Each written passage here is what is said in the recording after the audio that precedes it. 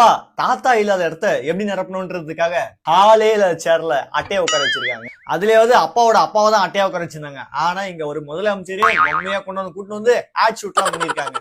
ஆளே இல்லாத கடைக்கு யாருடா டீ ஆத்துறன்ற மாதிரி ஆளே இல்லாத போட்டோஷாப் எல்லாம் பண்ணி உட்கார வச்சிருக்காங்க நம்ம அண்ணன். எல்லாத்துக்கும் மேல ஒரு ஹைலைட்டான ஒரு விஷயம் என்னன்னா, ஒரு முழு பொம்மையை கூட்டின்னு வந்து உட்கார வச்சு தேசிய கொடியெல்லாம் ஏத்தி அதை வச்சே பிரசாரம் பண்ணிருக்காங்க நம்ம முட்டி போட்டவர். நாட்டுல எவ்வளவு பிரச்சனை எல்லாம் போயிருந்தது அதெல்லாம் விட்டுட்டு ஏன்னா அட்டையை வச்சு அவர் உறுப்பினர் கார்டு கொடுக்குறாங்களாம். கடைசி வரைக்கும் உங்க தலையும் வர மாட்டாங்க, அட்டையை வச்சு மட்டும் நீங்க விட்டுட்டு இருக்கீங்க. அன்னைக்கே எங்க உதவாநிதி சொல்லிட்டாரா நீங்க எல்லாம் வெறும் அட்டை தான் அப்படின்ட்டு அதை நிரூபிக்கிற விதமா இன்னைக்கு வந்து செஞ்சுட்டீங்களா அப்படின்னு அதான் ஒரு விஷயம்னு சொல்லிட்டு கொண்டு வந்து என்னோட ட்ரெண்ட் ஆக்கின்னு இருக்கீங்க.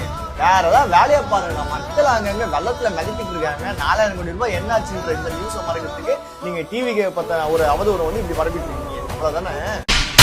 நீ கேட்ட ஒவ்வொரு கேள்வி என்ன செருப்பால் அடிச்ச மாதிரி இருக்குடா. மாதிரி இல்ல, உண்மையிலே செருப்பால தான் அடிச்சது.